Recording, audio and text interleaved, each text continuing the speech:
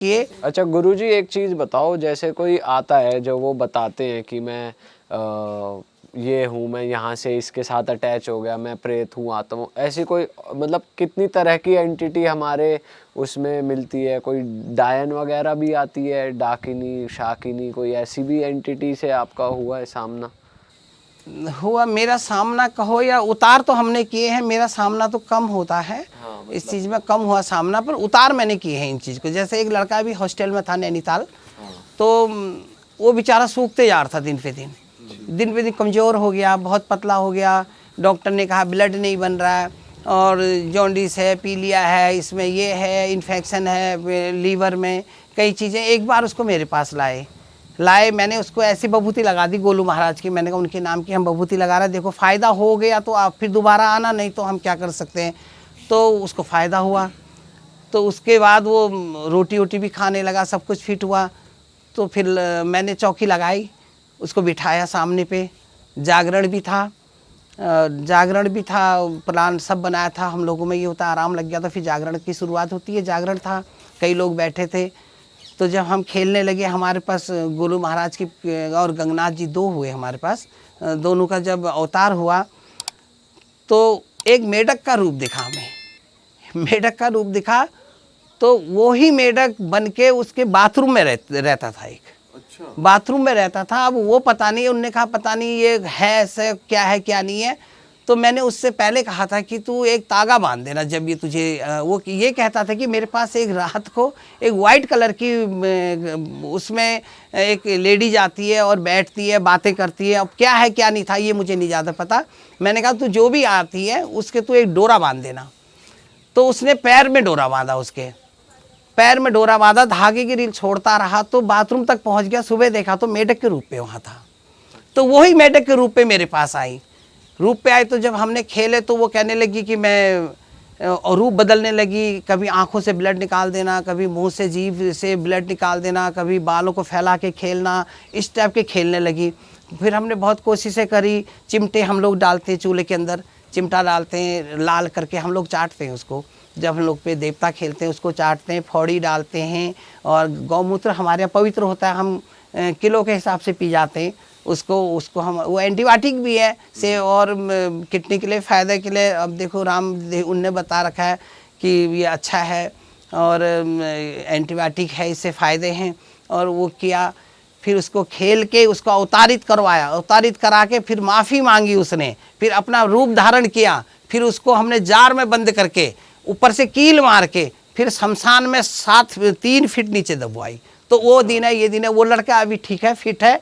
और अभी अब वो कहता मैंने अब तो नहीं कोई मेढक आ रहा। बोला नहीं पंडित जी अब कोई नहीं आती मेरे पास। तो गुरुजी, जो आप कह रहे थे मेढक रूप बदल रहा है, वो आपके जब आप ध्यान में थे तब आपके सामने था या वो उसी बच्चे नहीं, के रूप जब हमने जागरण शुरू करा, जब ढपली बजी, जागरण हुआ, अंगीठी जली और चारों तरफ से उसको घेरा गया, उसको भागने का मौका नहीं दिया कहीं से भी। उसको हमने चारों तरफ से दरवाजे बंद नहीं करे, खाली घेर दिया उसको। अपनी उससे हमने अपनी मंत्रों से घेर दिया। मंत्रों से घेरने के बाद वो हिल नहीं पाई कहीं को, तब उसे अवतार लिया। नहीं तो कभी वो छुप जाती, कभी कहती मैं देवी हूँ, कभी कहीं मैं ये हूँ, कभी कहीं वो। बहुत देर में जब जागरण लग के चिमटा अंगीठी में डाला, जब लाल करके हम लोग चाटने लगे, तब जाके उसका अवतार हुआ। तब जाके बोली कि मैं ये हूँ और मैं यहाँ से आई हूँ और मुझे ये अच्छा लगा, मैं पहले ये थी वो थी। उसे सारी अपनी बातें बताई। बताने के बाद मान भी गई और हमने उसको कोई नुकसान नहीं पहुँचा, बाइज्जत हमने उसको रिहा कर दिया। और कसम रसम करवाते हैं हम लोग उसकी, जैसे मोमटनों में है फांसी दिलाते हैं, बड़ी सरकार इनकी होती है बदायूं मेरठ, वहाँ पे दिलाते हैं। पर हमने ऐसे नहीं, हमने उसको अपने हिसाब से, अपने मंत्रों से उसको हमने जहाँ पहुँचाना है वहाँ हमने उसको पहुँचाया। आप कसम दिलाते हो कि दोबारा तंग नहीं करेंगे? नहीं, कसम नहीं होती है, कसम नहीं होती है, मंत्र से ही बंधन होते हैं, उसका हिस्सा दिया जाता है। जैसे कई लोग बलि देते हैं, मैंने बलि तो दी तो है पर मैंने करवाई नहीं अपने हाथ से कभी। जैसे खिचड़ी देना है और उसके साथ पंचफल, पंचमेवा, पंच मिठाई और ये चीज़ें दे के उसके कीलें गाड़नी पड़ती है, उसकी क्रिया होती है, उसको बंधन करके कि दोबारा किसी पे अटक ना करे। अच्छा। और गुरुजी जैसे और भी पावरफुल ये नेगेटिव एनर्जी होती है, ऐसे कहा जाता है मसान हो गए या छलावा हो गए, ऐसे किसी से भी पाला पड़ा मसान तो हर जगह पे है, जैसे क्या बेताल घाट के मसान है कि वहाँ पे, और ब्यानधुरा पे मसान है, वो संगलों से बांधे हुए हैं। वो कहते हैं जब करवटें बदलते हैं तो संगलों की आवाज़ आती है। और जिन पे ये देवता कई प्रकार के, जैसे जिन पे ये चीज़ें आती हैं, ब्यानधुरा बाबा हैं और ये बेताल विक्रम, ये चीज़ें आती हैं, उनके सामने ये चीज़ें तो टिकती नहीं हैं। और भी शक्तिशाली देवताएं हमारे उत्तराखंड में एक से एक हैं, बहुत बड़े बड़े हैं, जो आमने सामने परिचय भी कर देते हैं, बता भी देते हैं हमें और भगा भी देते हैं। उत्तराखंड में कितने प्रकार के देवी देवता हैं जो बहुत पावरफुल है? उत्तराखंड के जो देवी देवता है वो काफ़ी पावरफुल हैं। उनके आगे राजा महाराजा पीर पैगंबर कहो या कोई किसी की नहीं चलती उनके आगे। काफ़ी शक्तिशाली और अजमाए हुए हैं ये। जो मांगो वो मिलता है, जो चाहो वो मिलता है। जो किसी ने, जैसे एक बार देखो यहाँ अंडमान निकोबार में पानी का जहाज़ डूब गया था, तो बटालियन थी ये वाली पानी वाले, क्या बोलते हैं इनको, जो पानी वाले होते हैं, नेवी है, नेवी वाले। तो उनने डूबने लगा तो उनने कहा अगर आपके कुमाऊं पे कोई देवी है तो उसको पुकारो, तो तब हमारा यहाँ से उद्धार होगा। तो एक कुमाऊं बंधे ने अगर है तो हाट काली का, तो हमारी नैया पार लगा, इतने में वो पूरा जहाज पार कर दिया। आज भी हाट काली का पे 50 रुपये बटालियन कटती है हर बंदे पे, कि उस पे जाता है हर बंदे का, और उसमें इतनी शक्ति है, उसने डूबते को पार करा लिया। अब इससे बाकी आप क्या कहोगे, इससे बड़ी देवी कौन है? इतनी शक्तिशाली देवियां हैं, जो मांगो वो मिला। इनका ज़्यादा बड़ा मंदिर नहीं है, इनकी कृपा और इनकी महिमा इतनी ऊंची और इतनी आगे है कि परिक्रमा जितनी करो, जितना कहो वो भी कम है। गुरुजी, आपकी जैसे आपके शरीर पे देवी देवता प्रवेश करते हैं, तो आपके क्या नियम है, आप थोड़ा बता सकते हो अपने रूटीन और नियम के बारे में? आपको क्या क्या फॉलो करना पड़ता है और अगर नहीं करा तो क्या दंड मिलता है आपको? देखो ये बात बहुत बड़ी है और उटपटांग भी है, और कुछ लोग मानेंगे इस बात को, कुछ नहीं मानेंगे। मेरे ऊपर नहीं, जो भी हमारा उत्तराखंड का बंधा देविक पूजा करता हो, पंडित हो, पुजारी हो, इसको हम लोग डंगरिये भी कहते हैं, और ये चीज़ है, तो उसने सुबह स्नान करना बहुत ज़रूरी है। हालांकि स्नान तो सबके लिए ज़रूरी है, पर ये पूजा पाठ वालों के लिए बहुत ज़रूरी है। और भोजन अपने हाथ से बनाना है, खाना अपने हाथ से खाना है। और जो हमारे यहाँ घर पे लेडीज है, अपनी अर्धांगिनी जो 7 दिन उसका पीरियड्स होता है, उसके हाथ का नहीं खाना है। 5 दिन तक उसको किचन पे नहीं घुसना है। 7 दिन तक घर पे जोत नहीं जलेगी। जिसकी अगर अर्धांगिनी पीरियड से है तो उसका पति भी अशुद्ध माना जाता है, वो भी पूजा नहीं कर सकता है, और उसको घर से अलग रखा जाता है। और अगर जो इस नियम का नहीं कर, और सूतक हो गया, सूतक बोलते हैं कि मौत को, बिरादरी जो मुंडन वाले होते हैं, उसमें अगर किसी की एक विकेट गिर गया तो 45 दिन तक वो लोग पूजा पाठ, मंदिर पे जागरण, घर पे न प्रसाद ले सकता है, न दे सकता है, न पूजा कर सकता है। तीसरी चीज़ है हमारे यहाँ नातक। नातक बोलते हैं 22 दिन का होता है। अगर बिरादरी में बच्चा पैदा हो गया तो उसने उसके नियम पे रहना है, वो भी पूजा नहीं कर सकता है। घर पे चिराग नहीं जलेगा, शुद्ध वातावरण पे रहना, मंदिर वगैरह वगैरह जाना उसका मना होता है। ये अगर वो ना करे, इस चीज़ का परहेज ना करे, तो उसके ऊपर स्किन पे जो बीमारियां, चर्म रोग जिसे कहते हैं, जैसे दाद है, खाज है, खुजली है, इन्फेक्शन हो जाना है, और फोड़े फुंसी वगैरह निकल जाते हैं, और बहुत सी बीमारियां हो जाती, बुखार भी आ जाता है, आंख लाल हो जाती है, कई चीज़ें। ये बिल्कुल ऑनलाइन है। आज अगर आप इस चीज़ को आजमा लो, जो भी हमारे डंगरिये पुजारी गुरु ये चीज़ें हैं, इसका परहेज ना करें तो दूसरे दिन ही इसका आप रिजल्ट देखिए। तब हम लोग को भोजन भी बाहर का किसी के द्वारा बना हुआ नहीं खाना है, अपने हाथ से भोजन बनाना है। जल तक हमने ग्रहण नहीं करना है किसी के पास का। अच्छा, ऐसा भी होता है गुरुजी, जैसे आपके पास कोई आया, इसके ऊपर कोई नेगेटिव एंटिटी या नेगेटिव एनर्जी थी, और फिर उसको आपने ठीक कर दिया, उसके बाद भी आप उसको कुछ नियम कानून दे रहे हो कि तेरे को अब ये फॉलो करना है, उसके ऊपर भी आप कुछ उपाय डालते हो? नहीं, जब वो चीज़ छोड़ दी तो फिर तो आम आदमी है, उसको तो फिर आज़ाद है, फ्री है, वो तो हिंदुस्तान आज़ाद हो गया ना। फिर तो उसको कोई किसी की दबाव उसके ऊपर कोई बाधा या कुछ वो नहीं, आप कुछ नहीं रही। हाँ, दोबारा से वो कहीं कोई दूसरी चीज़, वो चीज़ नहीं पकड़ेगी उसको, वो हमारी गारंटी होती है, वो चीज़ नहीं पकड़ेगी। और उसको आप कुछ धागा या कुछ देते हो ना कि ना कोई ना, धागा पास ही धूगा ना हम आए? नहीं बांधते, धागा धूगा कुछ नहीं, ना धागा ना, हाँ ये हमारे इसमें जनेऊ होता है, जनेऊ जरूर पहनना होता है, और धागा धूगा हम नहीं बांधते। वो तो धागा ये तंत्र मंत्र वाले, तांत्रिक वाले, जिनने क्रिया कर दी होती है, जैसे किसी की प्रॉपर्टी बस में कर देना है, किसी की जायदाद बस में करनी है, वो मंत्र करके पैसों का बिजनेस करके अपने आप पे वो कर देना, बोला है हाँ तुम्हारे सारे काम बना देंगे, आप ये करो वो करो, धागा बांधो, लौंग बांधो, और इधर इधर को वो करो। ये नहीं, लौंग हमारा कोई खर्चा नहीं है, सिर्फ एक राख मैंने बताई, हम एक बभूति उसको बोलते हैं, राख से ही सारे काम करते हैं, सारे काम राख ही करता है, सारे काम राख से शुरू होते हैं और राख से समाप्त होते हैं। जब कोई आपके पास आता है गुरुजी, तो आप पहले उसे राख लगाते हैं, अगर उसके अंदर कुछ होता है तो वो आपको सामने आ पहले जाता हम है?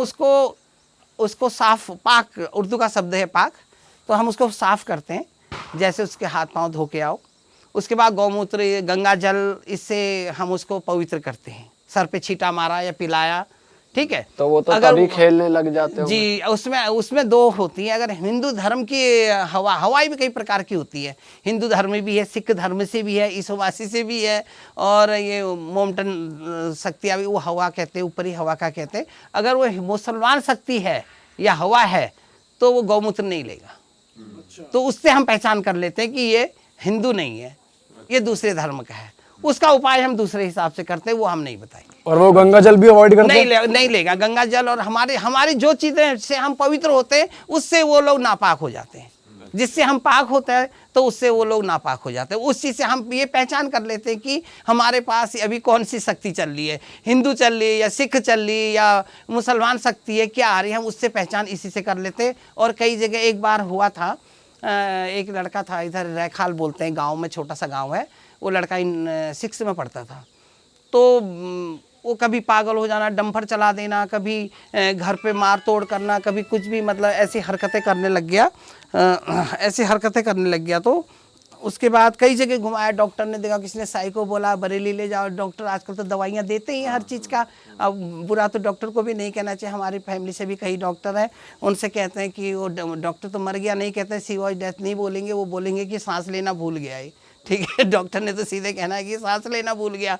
तो वो उसने कुछ भी दिया, उससे फ़ायदा नहीं हुआ, तो लास्ट में मेरे पास लाए, वो अभी भी है बच्चा, लाए, बातें करी, तो उसके बाद हमने जागरण का प्लान लगाया, वो बभूति पे नहीं आया, हमने जागरण का प्लान लगाया। उसमें जो थे हम लोग 3 थे, एक गोलू महाराज के गुरु थे, एक गंगनाथ जी के गुरु थे, एक देवी माता जो हमारी है उसके गुरु थे, लेडीज़ थी, बुजुर्ग माता थी। जब चौकी लगाई, उसको बिठाया गया, तो वो हमारी मजाक बनाने लगा, बोला कि ये कौन है, क्या है, ऐसे क्यों बिठा दिया, और हमें क्यों बुला दिया, हमें क्यों बिठा दिया, ऐसे मजाक बनाने लगा। जब मैंने कहा गाय गौमूत्र का छींटा मारो, जागरण शुरू करो, तो उसने वहाँ उधम मचा दिया कि तोड़ फोड़, उठाना बैठाना सब कर दिया। तो फट पकड़ लिया उसको लड़कों ने, हाथ पे भी नहीं आया, ज़बरदस्ती। फिर जब देवियाँ प्रकट हुई, तीनों देवता खेले, तो वो साइड हो गया, वो हाथ जोड़ने लगा।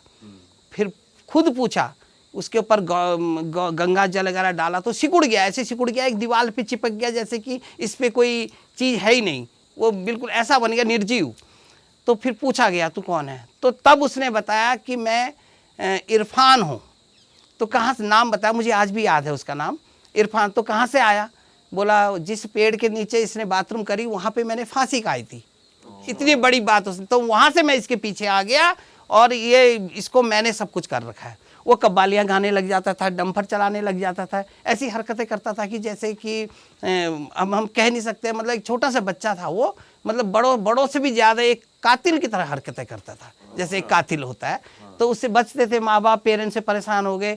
तो फिर लास्ट में पूछा तो क्या चाहता है, चलो ठीक है, इसने कर दिया, अब इसका उपाय भी तो है, बता तो दिया हम लोगों ने, या इसने बता दिया, इसका उपाय क्या है। उसने कहा कि इसका उपाय क्या खाएगा। अब उसने ऐसी चीज़ बताई जो चीज़ हम दे नहीं सकते। उसने बता दिया कि मैं ये चीज़ खाऊंगा। हमने कहा भैया कहाँ से लाएं, 1-8 किलो होता तो कहीं से ले आते। मैंने कहा भैया हमारे बस की जो चीज़ है वो बता। फिर वहाँ एक काठगोदाम है, वहाँ से यहाँ से 22 किलोमीटर चोरगलिया से हल्द्वानी, तो काठगोदाम थोड़ा 1-2 किलोमीटर ज़्यादा है, ये नैनीताल निकलती है रोड सीधे, पुल से पहले एक मज़ार है, बोले उस मज़ार पे लेके जाओ। तो मैं उसको वहाँ लेके गया, तो वहाँ पे खड़ा किया, उसके पेरेंट्स थे, मैं था, मेरे साथ और भी गुरु माताएं थी। गए तो उसने, हम दूर खड़े हो गए, हमें तो कोई नियम पता नहीं था उनका क्या है क्या नहीं है। तो उसने वहाँ जाके, मैंने कहा भैया तू जो भी है तू यहाँ पे उसके वहाँ जो उनके मस्जिद के वो गुरु थे उनको बुलाया। उनने जैसे उल्टे पैर धोए, उल्टे करके मुंह धोया, ऐसे उल्टे हाथ धोए, बोला मैं जा रहा हूँ, कसम खा, और वो कुरान के ऊपर हाथ रखा, फिर एक हरी रंग की चादर दी, अगरबत्ती की वो पैकेट दी, और एक इत्र होती है लोगों की, इत्र दी उसमें, और गुलाब के फूल दिए, और कसम करवाई, और वो फिर छोड़ दिया उसने। बोला हमें गोश्त के पैसे दे के जाओ। वो गोश्त के हमने पैसे दिए, हमें पता नहीं गोश्त क्या है क्या नहीं, हम तो जानते नहीं है। बोले इसी चीज़ के लिए हम तर ये जाएंगे। उसी ने डिमांड रखी है ये डिमांड अंदर? उसी ने रखी, हमें नहीं पता गोश्त क्या होता है क्या नहीं होता है, तो इसीलिए मैंने कहा कि हम बता नहीं पाएंगे जो चीज़ उसने मांगी। तो एक कहानी है भाई एमपी की, एक फैमिली की, एक हस्बैंड वाइफ और उनके बच्चे, एक लड़का और लड़की। सो भाई क्या होता है, वो मतलब गरीब होते हैं, हर कोई गरीब ही होता है, पहले धीरे धीरे कमाता है। तो वो शिफ्ट होते हैं भाई इंदौर सिटी में, शादी वादी करने के बाद थोड़ा बहुत पैसा वैसा कमाया, इंदौर जाते हैं, वहाँ पे रेंट पे रहने लग जाते हैं। तो रेंट पे रहने के बाद वो प्लान करते हैं कि एक हमें घर लेना है। अब भाई एक नॉर्मल बंदे के लिए इंदौर वैसे भी महंगी सिटी है, तो अफोर्ड करना मुश्किल होता है। तो क्या करते हैं, वो एक घर देख के आते हैं जो कि उनको बहुत सस्ता मिल रहा होता है। जो जहाँ पे कुछ ना कुछ नेगेटिविटी होती है ना, वो जगह सस्ती मिलती है। तो जब वो जाते हैं भाई, देखने जाते हैं, तो वो डीलर उनको बोल देता है कि ये प्रॉपर्टी है, ये आपको इतने में पड़ेगी, ऐसे ऐसे करके ये बात है, आप इसको बाय कर लो। तो आस पड़ोस के लोग जब वहाँ पे देख रहे होते हैं कि भाई इसे फिर कोई ख़रीदने आए इस प्रॉपर्टी को, तो उसको बोलते हैं कि भाई सर आप ये प्रॉपर्टी ख़रीदने आए हो? वो कहते हैं जी। तो कह रहे मत ख़रीदो, यहाँ पे कुछ नेगेटिविटी है, ऐसे ऐसे करके ये चीज़ें हैं। तो उसमें जो हस्बैंड होता है वो भाई हंसने लग जाता है। वो कहता है अरे क्या नेगेटिविटी, नास्तिक, नहीं बिलीव करता। कहता है हमारे दादा परदादा ऐसे होया करते थे, उनके पास इतनी शक्तियाँ, ये क्या ही घर है, कुछ नहीं होने वाला। तो भाई वहाँ पे वो शिफ्ट हो जाते हैं, नहीं हो घर ले लेते हैं, सुनते नहीं हैं। और लोगों ने उनको बताया होता है कि यहाँ पे किसी ने अपने आप को मार लिया था, हाँ वो केस हो गया था, और जिस वजह से आपको ये बाय नहीं करना चाहिए। लेकिन फाइनली वो शिफ्ट होते हैं। शिफ्ट होने के भाई नॉर्मल चल रही होती है लाइफ उनकी, 15-20 दिन होते हैं। फिर क्या होता है, स्कूल्स में एडमिशन होता है बच्चों का, बच्चे स्कूल जाने लगते हैं, और 1 महीना होता है। लेकिन उसमें क्या हो रहा था, उस टाइम पे उसके जो हस्बैंड को ना कुछ ऐसे ड्रीम्स आते रहते थे उल्टे सीधे, वो बेचैन होता रहता था। तो थोड़े टाइम बाद क्या हुआ, बच्चे छोटे छोटे थे, ज़्यादा एज होगी नहीं उनकी, 10-12 साल के बच्चे थे वो, एक लड़का था एक लड़की थी। उसमें क्या होता है कि उसके घर वाले बड़े परेशान हो जाते हैं, बच्चे बड़े शैतान होते हैं। तो उसके घर वाले सोचते हैं कि एक केयर टेकर रख लेते हैं, इतना कमा लिया उन्होंने कि उन्होंने एक केयर टेकर अफोर्ड कर लिया। तो एक केयर टेकर रख लेते हैं, केयर टेकर रख लेते हैं, तो उनका सब जैसे जैसे चल रहा होता है। तो उस बीच में क्या होता है कि जो लड़का होता है ना, वो अपने पेरेंट्स को बोलता है कि मम्मी ये मेरे को बोलती रहती है, बहन बोलती है कि मेरा घर छोड़ के चले जा, मैं मार दूंगी तुझे, अच्छा, ये मेरा घर है। और पेरेंट्स को ये लगता है कि यार ऐसी ऐसी बातें बोल रहे हैं बच्चे, अवॉइड कर देते हैं। फिर 3-4 दिन भाई कटते हैं। 3-4 दिन कटने के बाद फिर से यही कहानी शुरू होती है कि मम्मी आज ना बहन ने मेरा हाथ मोड़ दिया और मेरे से बोल रही है कि तुम सारे घर छोड़ के जाओ मेरा। भाई उसके पेरेंट्स फिर उस चीज़ को अवॉइड कर रहे हैं, क्योंकि एक्चुअली एक प्रॉब्लम ये भी है कि जो एजुकेटेड लोग अब मानने लगे हैं, पहले नहीं मानते थे इन चीज़ों को कि भाई ये चीज़ें होती नहीं है, ऐसा कुछ नहीं होता। तो थोड़े टाइम बाद क्या होता है, फिर दोबारा ना वो रोते रोते रात को जाती है कि भाई ने मेरा आज गला पकड़ लिया और मेरे चेस्ट पे बैठ गई थी और मेरा ना गले को दबा रही थी और गुस्से से कह रही थी इस घर को छोड़ के चले जाओ। भाई उसके पेरेंट्स उस बात पे थोड़ा सा सीरियस हो जाते हैं कि यार ऐसी क्या बात हो गई है कि लड़का ये हमारा ऐसे ऐसे बोल रहा है। फिर उसके पेरेंट्स डिसाइड करते हैं, फैमिली में डिस्कस करते हैं कि ये बार बार ऐसे ऐसे बोल रहा होता है। फिर भाई वो डॉक्टर के पास जाते हैं। अब डॉक्टर का क्या काम है कि भाई उसको ट्रीटमेंट देना और ये सारी चीज़ें करना। लड़का वहाँ पे डॉक्टर को क्या कह रहा है कि इसके अंदर कुछ ना कुछ है, ये मुझे डराती है रात को, मुझे रात को डराती है और अलग अलग आवाज़ें निकालती है। तो जैसे ही वो सुनते हैं तो डॉक्टर कहता है ये ना थोड़ी सी मेंटली सिक है लड़की जो है आपकी। डॉक्टर ये बोल देता है, उसको भाई मेडिसिन रिकमेंड कर देता है, इससे ये ठीक हो जाएगा। तो नॉर्मली फिर एक किसी पंडित को बुला ही लेते हैं कैसे ना कैसे। उसकी मदर इंसिस्ट करती है, लड़की की मदर इंसिस्ट करती है अपने हस्बैंड को कि एक पूजा करा लेते हैं। तो पूजा भी कराने लग जाते हैं वो। तो फिर भाई 10-15 दिन तक नॉर्मली वही लाइफ रूटीन चल रहा था और उसकी मेडिसिन चल रही होती है। फिर थोड़े टाइम बाद क्या होता है, फिर दोबारा वो लड़का उस अपने घर में होता है, ऐसे स्टेयर्स पे खड़ा होता है, वो लड़की भाई उसे हिट कर देती है, उससे स्टेयर से धक्का दे देती है। और उस टाइम पे वो सिचुएशन हो जाती है बहुत ज़्यादा सीरियस कि भाई अब इसकी मेडिसिन भी चल रही थी, महीना भर भी हो गया और इसने ये दोबारा स्टेप ऐसे लिया है। फिर वो दोबारा डॉक्टर के पास जाते हैं। डॉक्टर के पास जाने के बाद बोलते हैं कि डॉक्टर ऐसे ऐसे है। वो कह रहे कुछ नहीं, थोड़ा सा टाइम लगेगा, आप एक काम करो, आप जो लड़की है वो मदर के साथ सोए, जो लड़का है वो फादर के साथ सोए। तो भाई 1 दिन 2 दिन 3 दिन हो जाते हैं। रात को उसकी मदर के हाथ में ना निशान होते हैं, कुछ ऐसे मार्क्स उसको देखने को मिलते हैं। तो उसके माइंड में डाउट होता है कि कुछ ना कुछ लड़की में है। अब जैसे वो अपने हस्बैंड से डिस्कस करती है तो उसने उस लड़की को मारते थप्पड़ रात को। अगले दिन भाई उसे बहुत पीटते हैं घर वाले उसके। तो जैसे ही उसको मारते हैं, मारने के बाद लड़की एक रात को फिर से सो रही है। उसका हस्बैंड और उसका बेटा उस घर में होता नहीं है, वो चले जाते हैं किसी फंक्शन में, किसी दूर के मतलब कहीं दूर एक फंक्शन होगा उनका, तो वहाँ पे वो चले जाते हैं। भाई जिस टाइम वो रिटर्न सुबह मॉर्निंग में आते हैं ना, तो उसकी मदर की डेथ हो रखी होती है। क्या बात कर रहे हो। जो लड़की है वो वहाँ पे ज़िंदा है। वो नॉर्मली उसको लग रहा है कि उसकी मदर सो रही है, और जब उसके घर वाला, जब उसका हस्बैंड आता है, उसको बोलता है, पुश करता है कि भाई उठ क्यों नहीं उठ रही है, तो उसकी भाई डेथ हो रखी होती है। और डेथ होने के बाद अब सबके माइंड में ये होता है कि भाई कैसे डेथ हो गई है। फिर भाई फॉरेंसिक रिपोर्ट और ये वो पोस्टमार्टम होता है, सारी चीज़ें होती हैं, मेडिकली पता करते हैं वो। तो भाई उसके बाद पता करते हैं कि उसका ना गला घोट के उसे मारा गया है, जो उसकी वाइफ थी बंदे की। तो ये भी डाउट रहा तब तक कि ये बेटी तो नहीं कर सकती क्योंकि वो छोटी है, हाँ, गला गला कैसे दबा देगी। लेकिन उनके माइंड में डाउट रहता है, वो हर जगह कैमरा वैमरा चेक कराते हैं। उस टाइम पे इतने कैमरा थे भी नहीं, जहाँ इक्का दुक्का पता चल गया वो चीज़ अलग है। उसके बाद क्या होता है भाई कि फिर उसकी फैमिली डिसाइड करती है और आस पड़ोस के लोग खड़े हो जाते हैं और वो यही बात बोलते हैं, हमने आपको मना किया था ना कि ये घर मत लेना आप, कि यहाँ पे कुछ ना कुछ नेगेटिव है कुछ। हाँ नेगेटिव है, यहाँ पे कोई एंटिटी है, यहाँ पे पिशाचनी घूमती है, कोई भूत बोलता था, कोई चुड़ैल बोलता था। तो ये सारी बातें बोलने लग गए। बोलने के बाद फैमिली डिसाइड करती है कि अब हमें यहाँ से चले जाना चाहिए। तो भाई वो कहीं और शिफ्ट हो जाते हैं, जाके रेंट पे कहीं और ले लेते हैं। रेंट पे रहने के बाद हस्बैंड अकेला पड़ गया, बेटी और बेटा नॉर्मल हो रखे हैं। फिर उसको लगता है कि यहाँ पे कुछ हुआ ही नहीं था, इसकी डेथ किसी और रीज़न से हुई है, शायद इसका कहीं अफेयर होगा, ये रीज़न हो सकता है। क्योंकि कई बार उनके बीच में ऐसी भी कहा सुनी हुई थी कि फ़ोन पे किसी के उसके एक्स के टेक्स्ट आते थे, ऐसा कुछ चल रहा हुआ, मतलब पुराने बंदे से बात कर पुराने बंदे से बात करी, तो उसको ये डाउट हुआ कि शायद ये वही बंदा है। अच्छा, नए घर में आके बच्चे अब नॉर्मल हो चुके हैं। हाँ बच्चे नॉर्मल हैं, बच्चे कुछ नहीं है, लेकिन वो उसके माइंड में डाउट आया कि शायद इसका कुछ पहले से सीन उन्होंने पकड़ा होगा हस्बैंड ने वाइफ में, कि गांव का कोई था, उससे चक्कर चल रहा होगा, ऐसी ऐसी चीज़ें होंगी। तो भाई जैसे ही वो नॉर्मल रहते हैं, सारी चीज़ें चलती हैं, वो उस लड़के को पकड़ के ले आते हैं जिससे बात होती थी। अच्छा।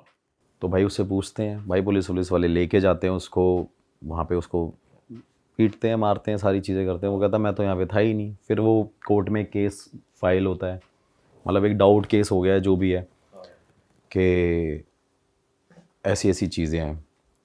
फिर उसके बाद क्या होता है कि वहाँ पे थोड़े टाइम बाद उसका फादर उस घर में दोबारा जाता है कि मैं अब देखता हूँ कि यहाँ पे कुछ है या नहीं है, शायद ये उसी वजह से इसकी डेथ हुई थी। भाई इससे पहले हम कहानी में आगे बढ़े, मैं ज़रा ऑडियंस से कुछ बात करना चाहता हूँ। हाँ तो भाई, अगर आप लोग को लग रहा है कि आपके ऊपर भी नेगेटिव एनर्जी है, आपके काम नहीं बन रहे हैं, आपके रिलेशनशिप्स वर्क नहीं कर रहे हैं, शादी नहीं चल रही है, या फिर आपको लग रहा है कि यार मैं कौन से प्रोफेशन में जाऊँ, कौन सा करियर पाथ चूज़ करूँ, तो मैं आपको बता दूँ आपके लिए एक ऐप है पैरा टॉक्स, जहाँ पर आपको मिलेंगे कुछ पैरा एक्सपर्ट्स, बहुत ही ज़्यादा स्किल्ड और एक्सपीरियंस्ड पैरा एक्सपर्ट्स जो आपकी हेल्प करेंगे। तो जितने भी एंड्रॉइड यूजर्स हैं वो पैरा टॉक्स को डाउनलोड कर सकते हैं, डिस्क्रिप्शन में लिंक मौजूद है। और अगर आप एक एप्पल यूज़र हैं तो डिस्क्रिप्शन में मौजूद है एक फॉर्म, आप उस फॉर्म को फिल कीजिए, आपको पैरा एक्सपर्ट्स आगे से कनेक्ट करेंगे। तो चलिए स्टोरी में आगे बढ़ते हैं। हाँ भाई। तो भाई डेथ होने की वजह से वो दोबारा वहाँ पे जाके रहने लगता है, लेकिन उनको फिर वो नेगेटिविटी फील होती है और फिर वो 2-3 दिन बाद घर छोड़ के वापस आ जाते हैं। तो उसको फाइनली कंफर्म हो गया कि यहाँ पे कुछ है जो हमें भगाता है और जो मेरी बेटी बोलती थी।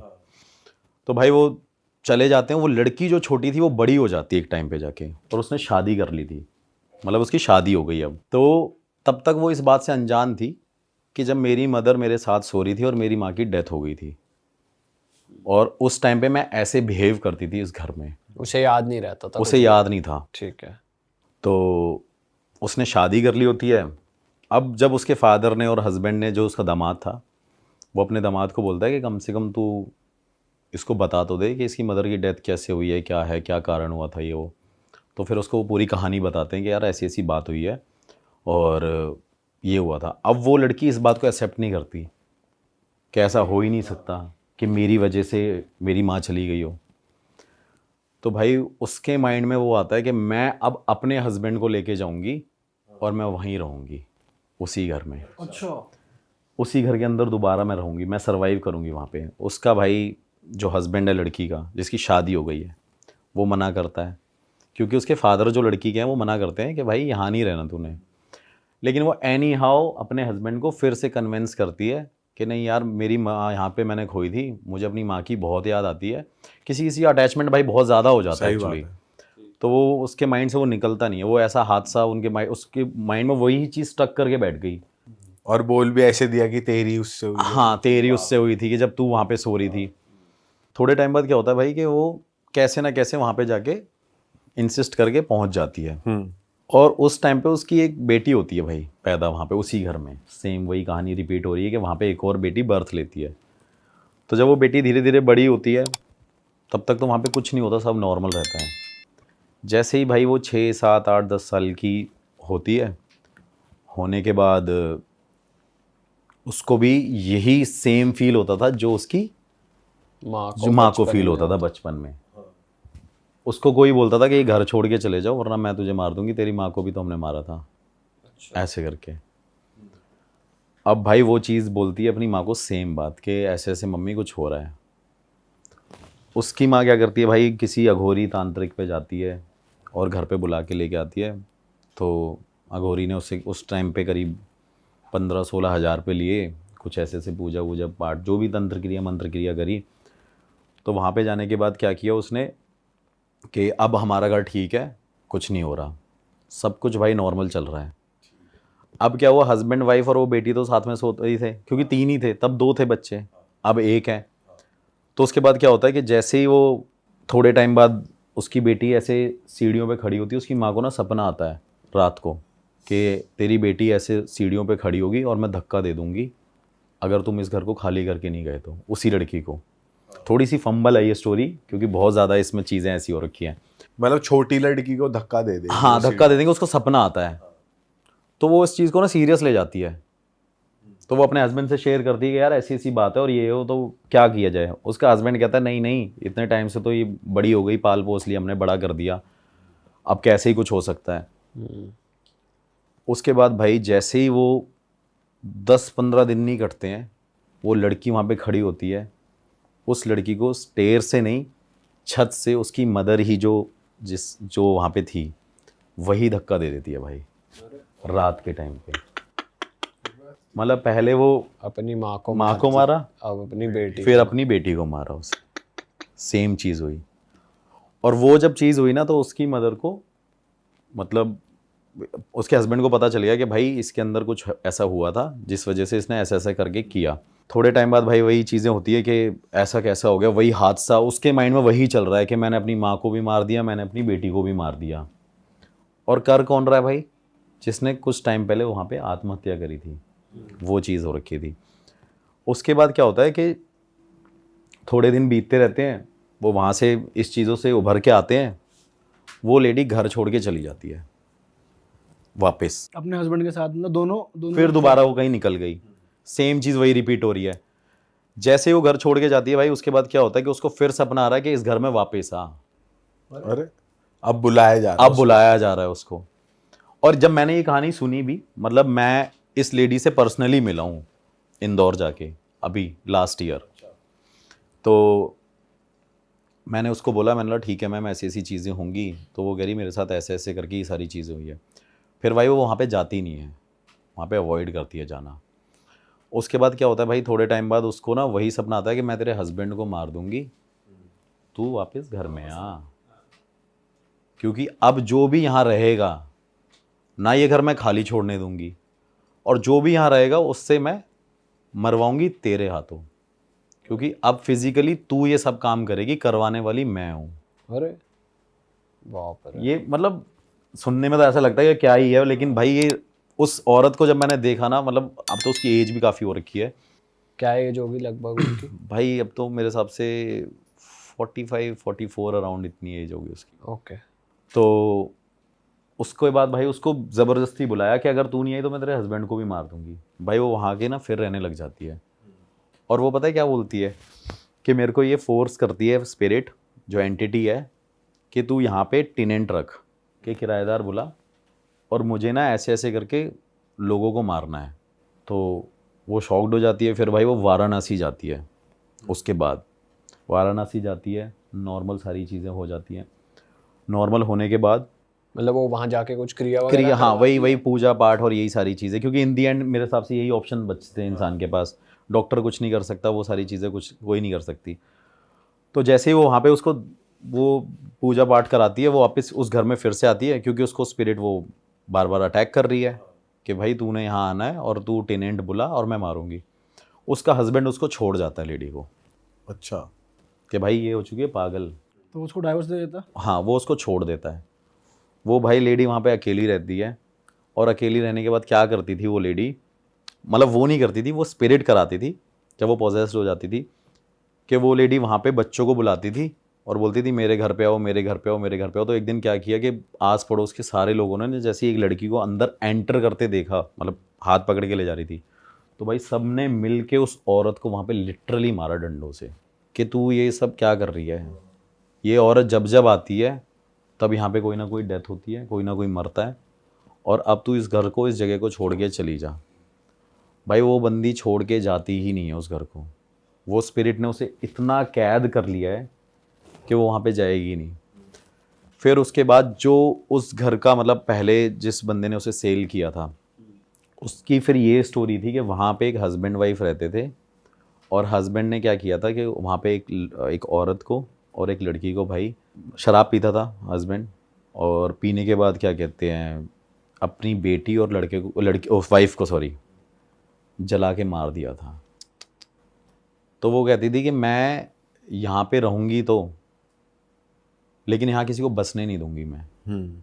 मैंने कहा अच्छा, मतलब मैं वहाँ पे नॉर्मली ये कहानी सुन रहा था उससे फेस टू फेस। तो आप वो उस लेडी ने आपको सेम घर में बुलाया था, उसी घर में? हाँ बता रहा हूँ, नहीं तब तक तो मैं होटल में ही मिला हूँ उससे। अच्छा अच्छा अच्छा। स्काईलाइन होटल है वहाँ पे एक इंदौर में, मैं स्काईलाइन होटल में मिला था वहाँ रेस्टोरेंट में।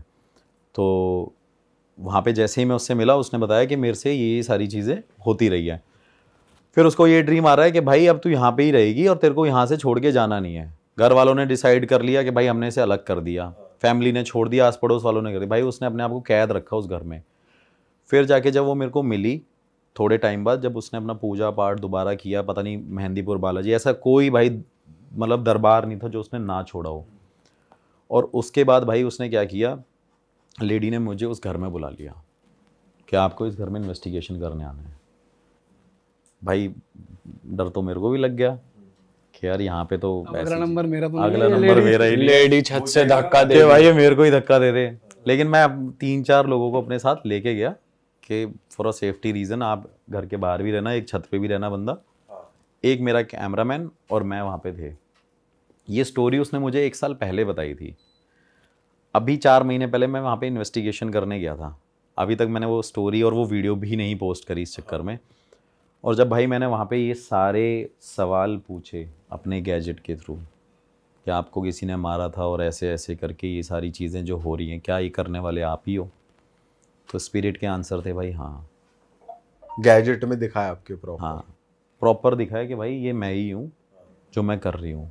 मैंने उससे पूछा कि आप इस घर को छोड़ के नहीं जाओगे? वो कह रही नहीं, आप इस घर में हर एक इंसान को मारोगे जो यहाँ पे रहने आएगा? वो कहती हाँ। भाई अब वो लेडी वहाँ पे साथ में थी। जैसे ही वो लेडी, भाई इतनी सारी चीज़ें चल रही हैं और ज़्यादा टाइम नहीं हुआ शाम को भाई, क्योंकि डर तो था ही। मैं तो 9-10 बजे इन्वेस्टिगेशन कर रहा था, अंधेरा अंधेरा पूरा डार्क तो था ही, बड़ा सा घर था थोड़ा सा। और थोड़े टाइम बाद क्या हुआ भाई, उस लेडी ने मेरे को डिवाइस के ऊपर ही धक्का दे दिया बहुत तेज। और अच्छा, मतलब पीछे से उसने मुझे बहुत तेज हिट किया अरे तेरी। और भाई मैं वो वहाँ पे गिर गया हूँ सामने। तो मेरे कैमरामैन ने उसकी तरफ देखा और वो कैमरामैन को कह रही है, ऐसे पकड़े कह रही तू घर छोड़ के चले जा, अगर ये घर छोड़ के तू नहीं जाएगा ना तो जितने लोगों सबको मार देंगे। और भाई मैंने वहाँ पे उसको, लेडी को मैंने ऐसे करके, मैं वही अपना गुरुजी का मंत्र और वो सारी चीज़ें करने लग गया। मैंने वो अपना निकाला धागा जो पॉकेट में था, मैंने ऐसे पकड़ के रखा। तब तक वो लेडी नॉर्मल, हाँ। कुछ नहीं है वो, और वैसे भी नॉर्मल थी वो, लेकिन उसने उस मीन टाइम पे वो हरकत करी है। फिर वो एकदम ठीक हो गई? वो ठीक थी, मतलब धक्का दिया और उसको पकड़ा और जैसे ही हमने उसे देखा तो वो एकदम नॉर्मल हो गई है। और वो लेडी भाई लिटरली रो के नीचे ज़मीन पे बैठ के कह रही है मुझे इससे बचा लो, ये सामने खड़ी हुई और ये मेरे को बोल रही है इनको मार। अच्छा, वो किसी एक खाली जगह पॉइंट आउट कर रही है? खाली जगह पॉइंट आउट कर रही है, कह रही है ये देखो सामने, ये मेरे को बोल रही है कि इनको मार दे और यार चले जाए, इनको बोल दे यहाँ से चले जाए या इनको मार दे। भाई मैं उस टाइम एकदम ब्लैंक हो गया। मैंने उस तरह देखा और मैं ये भी देख रहा हूँ कि मेरे को मेरे गैजेट पे वो सारे आंसर्स मिल रहे हैं, लेकिन अब ये क्यों चाह रही है वो। फिर जैसे ही भाई मैं जैसे ही उस घर से एग्जिट किया, मैंने सबको बुलाया, मैंने बाहर चलते हैं। बाहर जाने के भाई बाद उसने, बंदी ने डोर क्लोज किया अपना। वो बंदी भाई उस घर से ही नहीं निकली। मैं उसे फ़ोन करता रहा, उस बंदी ने फ़ोन भी नहीं उठाया। मैंने नेक्स्ट डे फ़ोन किया, मैं नहीं निकला। फिर मैं इंदौर से अपने वापस होटल में आ गया जिस लोकेशन से। फिर लोकेशन से आने के बाद भाई मैंने उसको फ़ोन किया। वो कह रही कि स्पिरिट कह रही थी कि तूने उसे जाने कैसे दे दिया। अरे मैं शॉक्ड हो गया। मैंने बोला यार ये तो बड़ा ही अलग चक्कर है। फिर अब मेरे को ये था कि भाई क्लाइंट ने मुझे पैसे भी दिए थे इन्वेस्टिगेशन के, जो भी मतलब एक्सपेंस लगता है जो भी। तो भाई उस लेडी के पास जब मैं वहाँ पे, फिर मैंने फ़ोन वोन किया, वो भाई स्काईलाइन होटल पे दोबारा मेरे से मिलना ही, मेरे से कह रही मेरे को माफ़ कर दो, वो मेरे से ये बोल रही थी और ऐसी ऐसी बातें। फिर मुझे लगा शायद ये मेंटली डिस्टर्ब ना हो। तो मैंने बोला मैम आपके ना दिमाग में कोई कमी है, आपके दिमाग में कोई कमी है। बट आपने ऐसा क्यों बोला? क्योंकि अगर आपके गैजेट्स में भी अगर स्पिरिट के आंसर्स आ रहे हैं, मतलब एक्चुअली में वो उसको परेशान कर रही है स्पिरिट, हाँ, तो दिमागी रूप से तो वो फिर मेरे को एक डाउट होता है ना कि शायद इसके दिमाग में ही कोई कमी होगी, ये सबको धक्का ही दी जा रही है। लेकिन स्पिरिट ने तो आंसर दिया था कि ये मैं ही हूँ। लेकिन मैं क्रॉस चेक कर रहा था कि ऐसा ना हो कि भाई इसको भी कुछ कोई बीमारी लगी हो कि यही मारती हो या ऐसा कुछ करता हो, क्योंकि पहले के टाइम पे ऐसे लोग होते भी थे भाई, सन की लोग जो कहते हैं।